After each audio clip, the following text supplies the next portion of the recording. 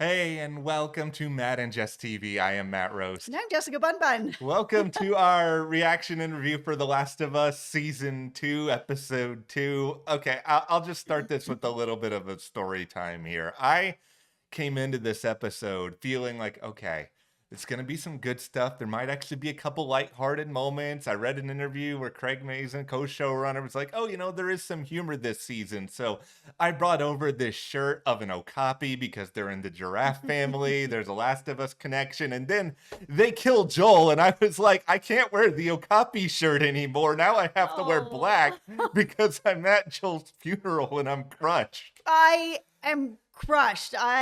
We have not played the game, so we are just enjoying the show, and I say enjoying with this little asterisk of my heart is broken, but we are just watching the show. We don't have spoilers for the games because we haven't played them, and we've been doing our best to just stay away from them. So don't let us know in the comments what's going to be coming up because we didn't know that this was coming up, and it's quite shocking. I mean, Pedro is such a, near and dear to our hearts. He is such a huge star. Being in the first season, it's kind of like, oh, this is the story of Joel and Ellie, and now it's just Ellie. What happened here? I understand that Abby was here for her revenge, and she got her revenge, but I didn't expect to lose Joel, so I'm a little bit surprised. I'm really shocked. The Last of Us is now the story of Matt Roast's personal trauma that he is going to be unleashed. Listen, Oh, my love for Pedro, I have made I this very know. clear on the channel for years. Like, there was this part of me that was like a joke in my head over the past year. So it's like, man, Pedro's getting to be Joel on this hit show. He's getting to be Mr. Fantastic. He's getting to be, the Mandalorian. I know he's not in the armor all the time. Like, how is he able to do all this? And as it turns out, it's because he only filmed 2 episodes of this show, but it's just I'm kind of still in denial, guys. I'm not going to pretend like I'm not. Like, I'm sure this is probably not the case, but I want to imagine that Joel is going to burst through that sheet that's being hauled through the snow, Kool-Aid Man style, and be Oh, like, oh, yeah, I'm back because I just let me deal with this, guys. This is going to be a tough video. I hated watching his body get dragged back. It broke my heart. Like, I thought when we had sort of this, I thought was going to be the final scene of just Ellie with her face, like right at Joel's face, crying for him. And then it's like going on. And then I was like, why is this going on? It's kind of taking away from this horrifying, horrible, heartbreaking moment. And then they dragged his body through the snow. And I was like, guys, you guys don't need to hurt me more than you already hurt me. That scene was sort of the visual version of the Sam Rockwell monologue in The White Lotus, where for Right? at first I was like, okay, we're still doing this. Why is this monologue still? And then Sam Rockwell just brings it home, and I'm like, oh, that's why we're doing this. Oh, that's why we're having this extended visual like series of scenes here because you guys do want to stomp on my heart one more time. Yeah. This is going to be an emotional video. We're all in this together, everybody. We're gonna mourn our beloved Joel. We'll Oh, talk a lot about Abby's revenge, but before we do go any further here, be sure to hit that subscribe button because yes, The Last of Us is going to continue. I don't know how it's going to continue, but it shall, and we will be here with previews, reviews, other good stuff as we make our way through what is now going to be probably a traumatizing rest of the season. yes, absolutely. But we also have a lot of other really great stuff coming up. Alien Earth is coming up this Yeah. summer. Dexter's coming up this summer. So make sure you hit that subscribe button and stick with us. And over on our Patreon, we're going to be covering Criminal Minds. That's going to be coming up soon, as well as Murderbot, which we're really excited about. And it's the only place you're going to be able to get those weekly reviews is at our Patreon. So we'll leave a link for you below. And thank you so much to everyone who has joined. Thank you guys. We really, really appreciate that. Okay, so everybody put on your hard hats. It's going to be a tough video, but I want to talk a bit about Abby and Abby's revenge and how I get it that she's supposed to be kind of the villain of this because she has killed Joel, but at the same time, I understand where she's coming from. And I'm glad that we got a little more sort of backstory on what was going on. That Joel killed her father who was unarmed, who was a doctor there, who was there, doing a job and didn't know what was happening when Joel just came in and shot him and stepped over his body. This is her dad. So for her, I understand why not only does she want revenge, and I love a good revenge story. If you are new to the channel, revenge stories are one of my favorites. I love stories, but man, I will kill for a good revenge story. And that's what makes this so complicated, because as much as I love Joel and what Joel did for Ellie, even though Ellie doesn't know the whole truth of it all, that he went in there and saved her like he was, her dad, here is this other young girl, who was only 19 at the time. Her father is killed during this whole thing. And I get where she's coming from. Even her being like, no, I'm going to take my time with this. You did this to my dad. This is my dad, my family, my only family gone. You're going to pay for it. So I understand, as much as it was hurting me that it's Joel, from her side, she doesn't know who Joel is. He's the guy who murdered her father.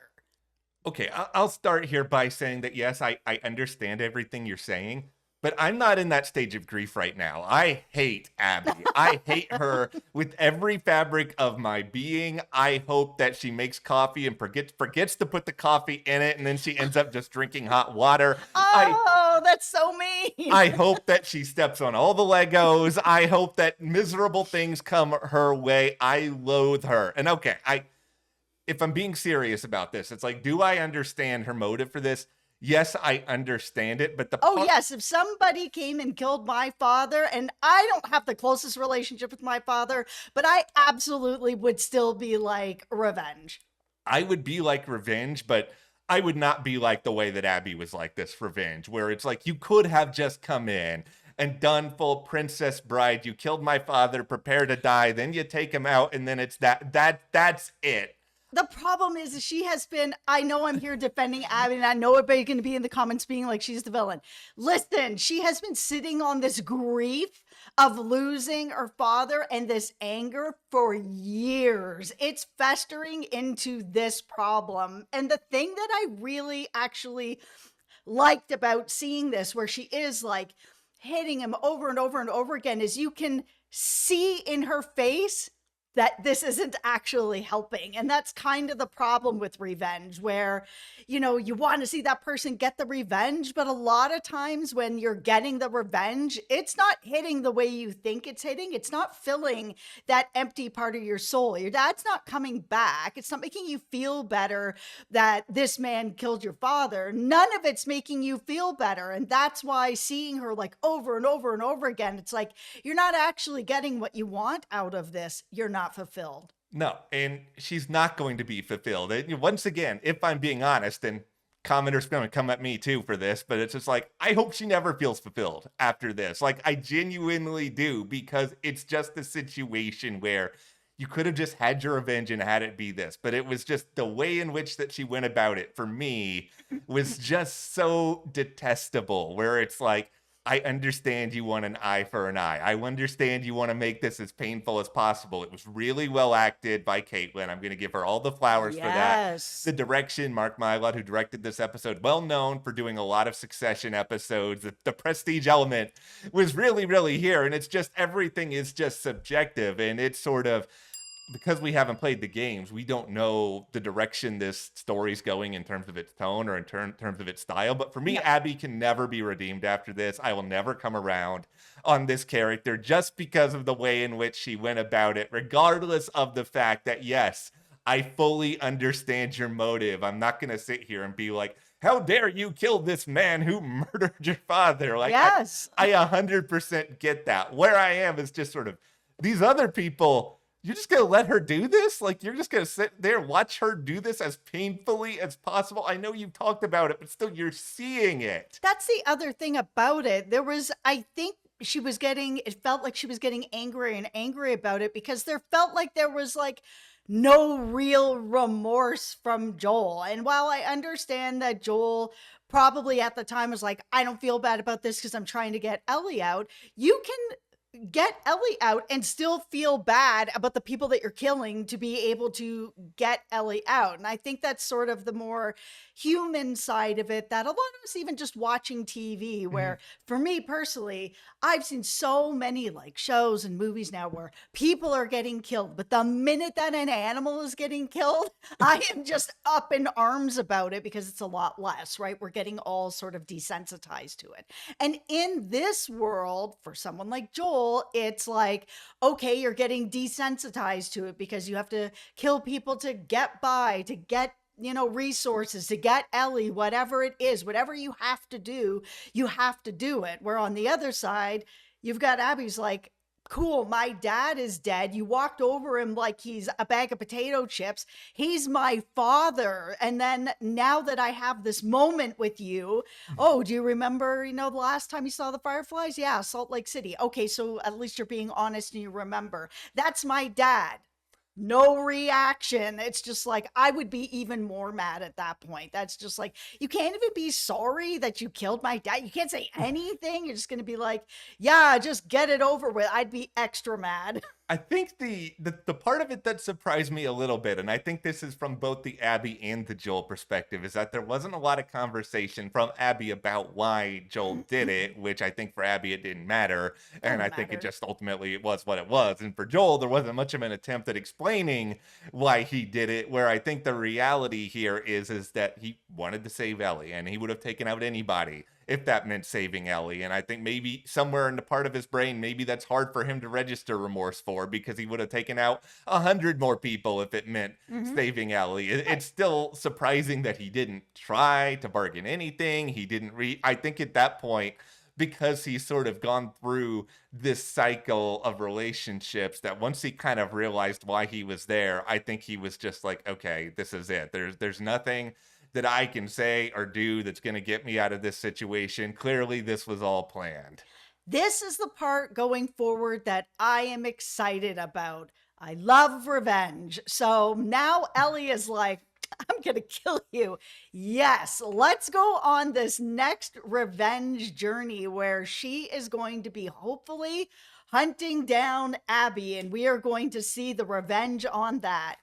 I think it's gonna make for a compelling story. Am I emotionally at that place yet? No, I'm at another stage of grief right now. Well, here's the thing about it. In the first episode with Ellie, she was starting to just feel kind of not developed well enough. She Mhm. felt like she was still 14 years old, except now she's like 19 years old. And there should have been some maturity along the way, but it felt like she was acting even more reckless and 14 and not, caring about other people's lives. Like, great, she's immune, but not anybody else's, and nobody knows, and she's putting everybody's lives at risk every time they're going on patrol. She just felt out of control, like she was just really, really immature. But losing Joel feels like now this is going to give her a bit of focus to really like hone it in and be like, okay, this is my purpose now. I need to hunt this person down and get revenge because now you killed my dad, basically. I think this story. Okay, I'm struggling to say Bring this. Dina with you. Yes, bring Dina with you. She also needs to have some revenge at this point. Like, I like her. I like Dina too. I like Dina. I like Isabella, and I And feel she does deserve revenge as well. she does. They did a good job of establishing that Dina and Joel have their own relationship that's separate from Joel and Ellie, and so that Mm. there's an emotional sort of backing there. But if I'm to detach myself from my affection towards Pedro, I think a story like this needs something like this sort of event to happen. I can't speak to what they've done in the games. I'm going to go out on a limb here and assume that what happened in the games, the game people are working on the show, it's got to be at least reasonably similar. And I think the reason why taking Joel out was so important is kind of for the reason that you're saying, which is just that you needed to come up with a reason to really drive Ellie and make Ellie feel like she has some real stakes in the game. Because if she is immune from the infections, then it's just like, of course she's gonna feel like a superhero where nothing can ever touch her, and she's had this shred of invincibility. And I think it's not really that fun to watch an entire season of somebody where they're like that. I kind of felt like we had the full invincible Ellie experience in the premiere. Yeah, I wasn't really vibing with that Hmm. whole side of her. It's fine if she's doing it by herself, but watching her bringing in Dina, or bringing in other people, the whole patrol's at risk because she wants to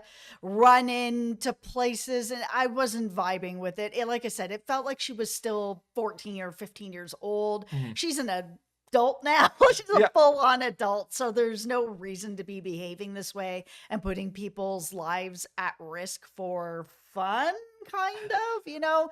But this feels like this is going to give her more of a wake up call and a bit more of a maturity about her. She's lost somebody who has saved her, that Hmm. loved her, and during a time when the two of them had not really talked out what was going on, right? Like, we don't know why they weren't really talking. Yeah. They had this moment at the end of season 1. 5 years later, these two aren't talking. It's kind of like, okay, is it because he's being really protective of her and she wants to do her own thing and that's why she's rebelling? Yeah, maybe, but we haven't really gotten clarity on it. And I No. don't know if there's clarity in the game. I don't know if clarity is going to come later. But the fact that they weren't really talking and doing that well, and now he's dead, that's something that she's never going to be able to get back. And she's going to have to carry that weight on her forever. And that's a really difficult thing. It's one thing to lose somebody that you had a close relationship with that was good, then at least you can kind of walk away being like, oh, I'm going to remember all the good times. And yeah, oh man, I really miss this person.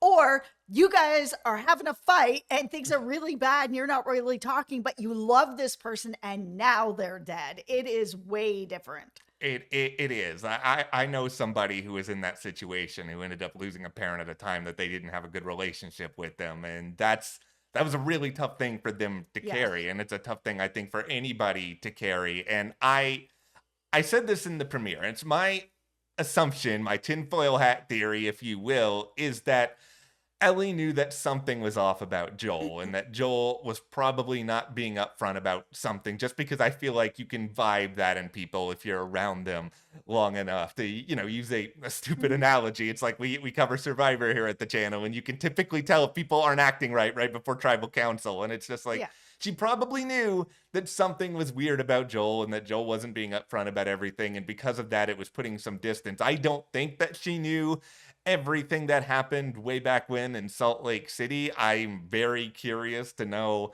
how she's going to find out, if she's going to find out, because here's the thing. Once I feel like I'm having on like truth serum here, but I honestly did not think that we were gonna lose Joel, especially here, because there's this moment in the trailer that came out before this season where Ellie is just Mhm. sort of yelling like, you promise. And I just thought that was Ellie and Joel in this confrontation where she was Mm. coming at him because he lied and she was so upset about it. And it's like, okay, now I don't know what that's for. Yeah, I don't know. I mean, maybe they're going to have some sort of a funeral. Maybe it's some sort of other promise that he's made her, that he was going to protect her, that he was going to something else. And she's having anger in her grief, just like you did earlier in this video. Oh, I'm still gonna have anger in my grief. I'm Oh. still having anger in my Abby, you still suck. Now, okay, here's the but okay, well, I'm going to talk about my hatred for Abby. I do have a legitimate question that's bothering me a little bit, and Mhm. that is that, okay,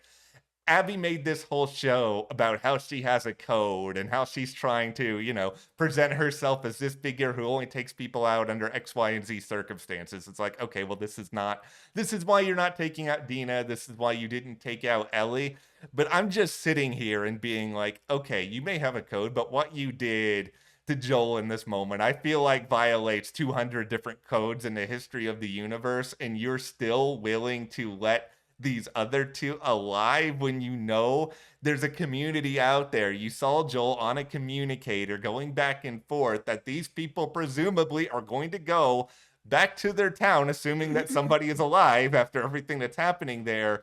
And they're all gonna then be coming at you. I'm just surprised that if she's gonna be this brutal to Joel, that she's just not going to take out everybody else. Yeah, this just feels a little bit like Kill Bill, basically, where the bride is basically like, yeah, if you're feeling raw, when you grow up and you want to come find me, come find me. It kind of feels like that with Ellie, almost like, I'll see you when I see you, when you're ready for revenge and you can find me. It's fine. I don't care. Yeah, and I guess there's a Shakespearean quality to that. It's good storytelling, obviously. It's not nearly as Yes. fun as Ellie just getting taken out right here. So in the world of fiction, I can understand it. I can live with it. In the world of reality, I don't know. I don't know. I'm gonna struggle with that. Yeah, I mean, it's a big world, right? So maybe Abby just feels like she's going to be able to kind of get away with it. Yeah, there's a lot of people in that town. She doesn't really know what's going on there. She doesn't know that it's been under attack, Yeah. that they're going to have to rebuild everything that's going on there. She doesn't know if the whole town will come after her or just Ellie. But I think at this point, she doesn't care. She's gotten her revenge. To me, the way that the actress is playing it, it feels like she's not fulfilled, that she has gotten her revenge, but she wasn't walking away smiling, feeling better about herself. Yeah, man, I did it. She looked like she was still lost. Her soul is empty. Like she just didn't get what she wanted out of it. And now she's just a lost soul wandering. Well, good. I'm happy you're not happy, Abby. I listen. Oh, Maybe this. no, I listen, I'm not here trying to be like the biggest Abby fan or anything like Oh, that. I'm just saying I understand. If yeah. somebody murdered my dad, we're gonna have a problem. And I don't care if you're Pedro Pascal and you're so handsome. That doesn't matter to me.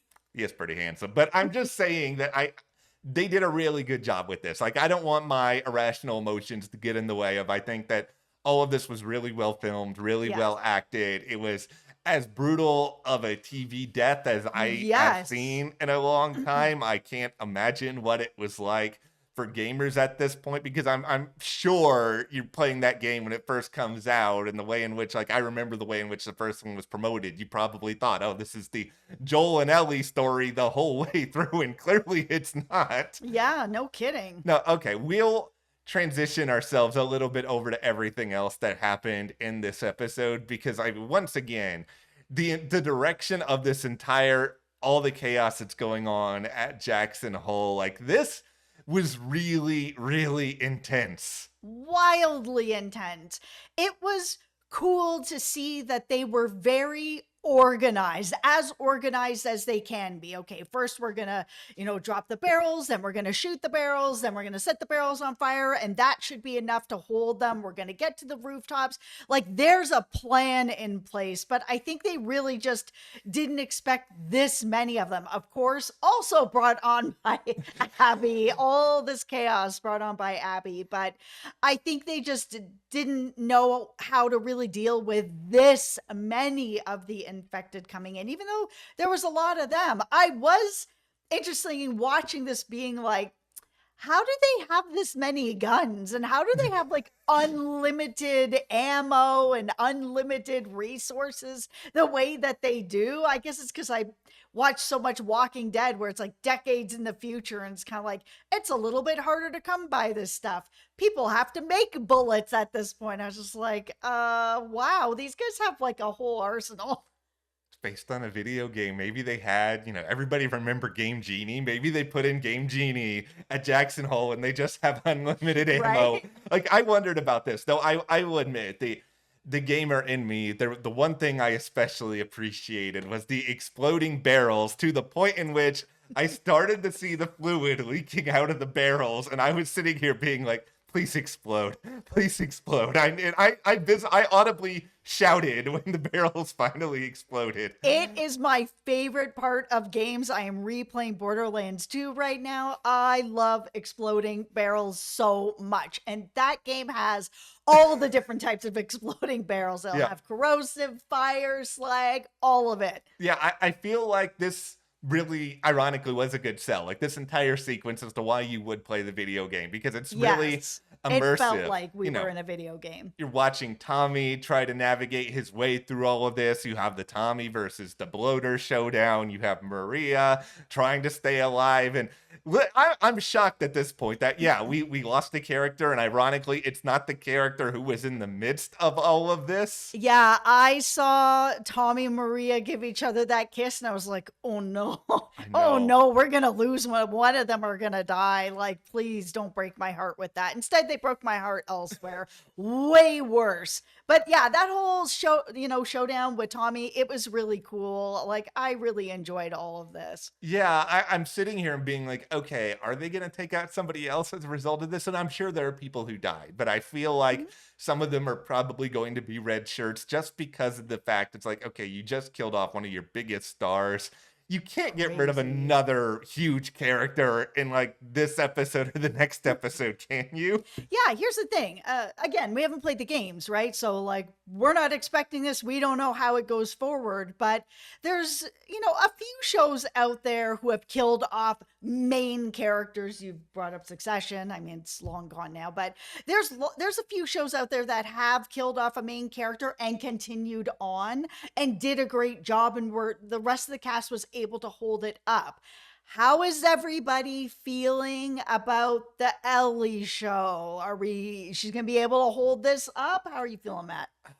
I'm in a tricky spot with it because it's just Because you love Pedro. because I know. obviously I love Pedro. Listen, guys, I don't really go to the movies. I'm not a movie theater person, mostly because we cover so much television that I don't really have time to watch a lot of movies. They're I too loud. That's the old lady in me. It's too loud. I will probably go to the theaters to see Fantastic Four, and it's not just because of my love of Pedro, but you also have Richie from The Bear playing I the thing, and it's like, know. okay, you guys have done two things that are literally an arrow right into my heart. But it's just like I love him so much, so that's a part of it. But Bella Ramsey is a really good performer, and I They know are. they've dealt with a lot of unfair criticism and all that Yes, leading they up to have. the premiere, but I think they're great. I think Ellie is an amazing character, and I am curious to see how someone like Ellie recovers from all of this, because I think that maturation process is going to be really, really interesting. Like, I'm interested in the love story between Ellie and Dina, but at the same time, I'm kind of a mindset right now where I'm like, okay, you guys really do not need to rush this right now, because you're both in the midst of really deep grief that can bring people together. But at the same time, I don't want it to be a situation where you're not able to really think about this relationship at this point. You have to take care of yourself first. Yeah, that's the thing about grief. I'm a former funeral director. I've seen this a lot where people who both have lost somebody that they both really care about. Like you said, Dina had her own relationship with Joel, and of course, Yeah. Ellie had her own relationship with Joel. It does bring people closer together. It definitely makes romantic relationships pop off way more Hmm. faster than they would previously, where maybe it would be a slow simmer. Now there's a shared grief over the loss of someone that you both really loved and really cared about. So, I mean, that could easily accelerate that relationship. Yeah, it could. And I'm rooting for them. I want to make that abundantly clear. But I like Dina. I like Dina a lot. I would watch a full Dina episode at this point because I kind of want a little bit more of her backstory, Mm. how her relationship with Ellie has blossomed over time. But it's because of all this that I don't need this relationship to go to 0 to 60 right now. Like, I think the most important thing is that the two of them try to find a way to heal. I don't know how Mhm. you're ever going to find that way. But then also, Revenge. well, revenge is No. a big part. Like, this is my big questions coming out of all this is obviously how they're going to heal from it, how Ellie is going to eventually learn the truth about Joel. Because I mean, here's the thing: I'm so like bred into this world of television where secrets never stay secret. I mean, maybe there's a case that's like, okay, maybe she never does actually find out, and that would be an interesting twist. But I'm assuming that she will. And so I'm just like, how is that going to happen? Maybe Abby. Maybe she will go on a revenge tour to get to Abby, and Abby will be like, "Do you know what he did? Do you know why I did this?" And then she'll find out and be like, "Yeah, I don't care, but it's good to know. I'm still gonna kill you anyway." Okay, this is the last question I have in my brain. This is for you and for everybody out there. Do you want to still see Pedro again? And I'm not just saying that because I'm a No. fanboy. I'm saying that from the vantage point of a lot of shows. They do, after we lose somebody, you see some flashbacks, you see a Yeah. dream sequence. I am in a situation now where, you said no, and I'm agreeing with that. No, it was so beautifully done. 10 out of 10. Really, really well done. Death scene, seeing his body being dragged. that needs to be the end. It was so powerful.